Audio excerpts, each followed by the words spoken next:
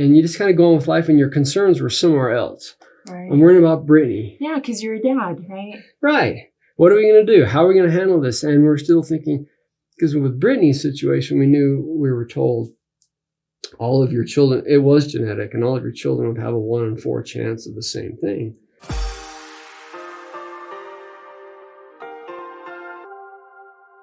And I was taught early on from my father, he says, some miracles take time. Mm-hmm. And he kind of explained that to me.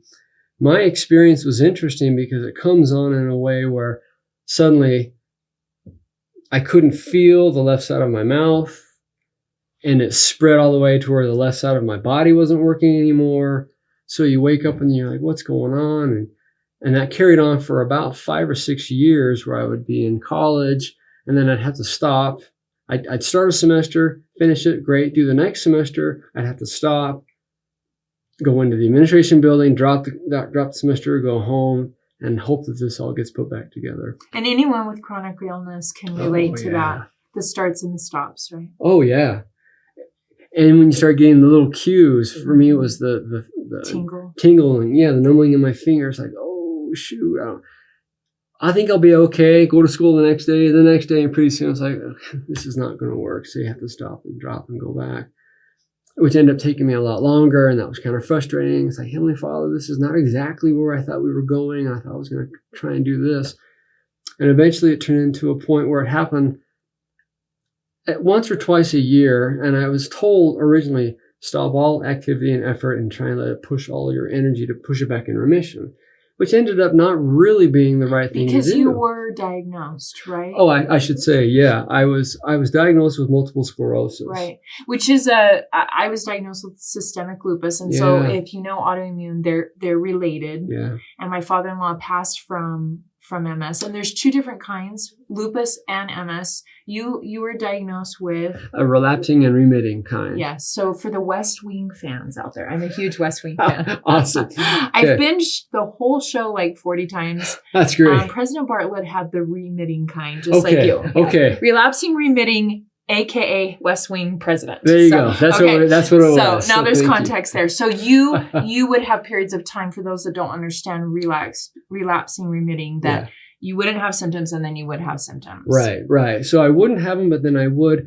And so, but it was interesting because when I did have it and then I didn't, I was trying to save all of my energy to push it in remission. And then I realized later, don't exactly do that. Try to get some exercise, let your body get some fluids, get your circulation going. That seemed to help me. Did a few things that seemed to help me.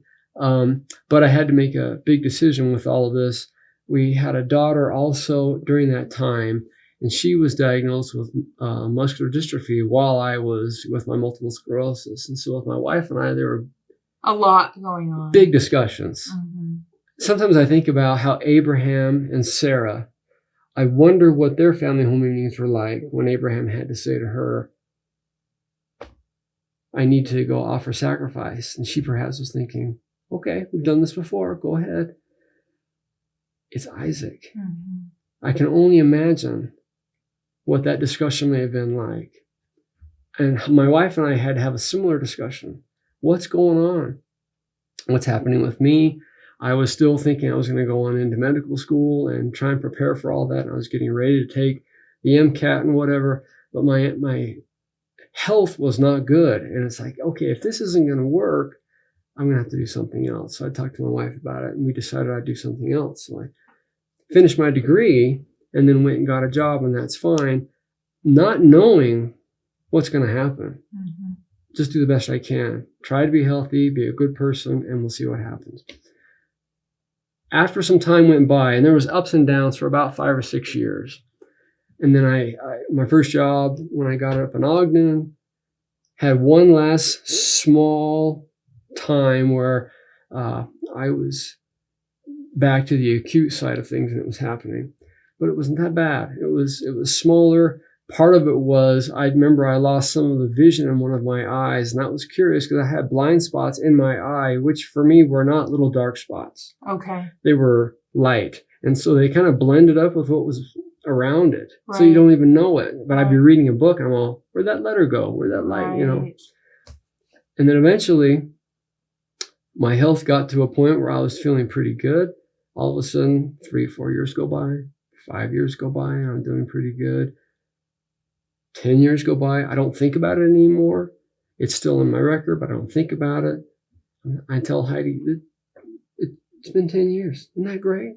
That's wonderful. Okay, well, we'll see. But was it in your mind that it could show up again and flare up? Or were you just like, okay, It was in my mind, but not, because you can't think about it all the time. You wouldn't operate. And you were busy at the time trying to take care of your daughter. Yeah, so that's the big thing. We're putting her into a wheelchair. We're trying to get Medicaid lined up. How are we going to pay for all this stuff? And I mean, I was making a little bit, not a lot. I can't just cover. So what are we going to do? We're trying to figure this all out. And so I was able to get a decent job, covered me for a little bit, moved along, took care of Brittany and helped her with her situations, found a place to live. We liked it there. And you just kind of go on with life and your concerns were somewhere else. Right. I'm worrying about Brittany. Yeah, because you're a dad, right? Right. What are we going to do? How are we going to handle this? And we're still thinking, because with Brittany's situation, we were told all of your children, it was genetic, and all of your children would have a 1 in 4 chance of the same thing. And that really changes your family planning plan. What did you decide from that? That was my wife and I, we prayed about it a lot. And there's all kinds of different options of ways to do this. You could try that. There's even sperm donations. There's different ways to try and do this to make it right. None of it felt good to us. We said, that just doesn't sound right at all.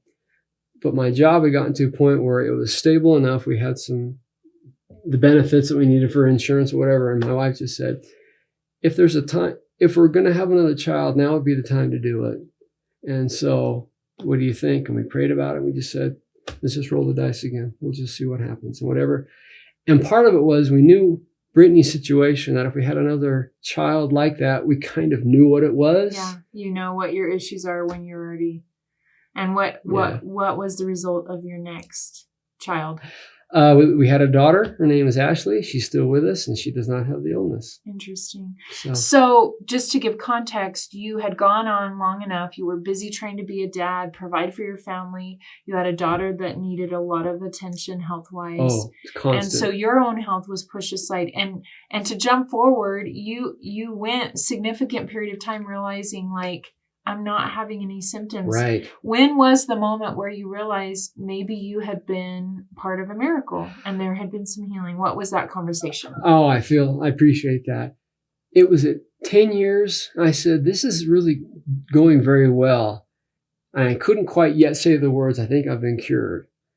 I didn't know. I was like, well, I'll just be happy. Then 20 years comes. And it's been now 24 years, but is it 20 years? And I said to my wife, it's been 20 years. I think something's happened. Mm-hmm. Something has been taken from me. And I'm so thankful. It's interesting. Heavenly Father can do whatever he wants, and he can guide you wherever he wants you to go. There's a lot of things that I stopped doing with my exercise. I didn't dare exercise. I thought, well, what if that spurs a problem? Right. And then after 20 years, I thought, wait a minute, I'm not scared anymore. And I came back to what my dad told me 20 years earlier. Some miracles take time. And for my daughter as well. You just start saying, hey, Father, I'm just grateful. Some people will come up and ask me, well, did you get diagnosed again, get retested again? It's like, no, I'm just grateful.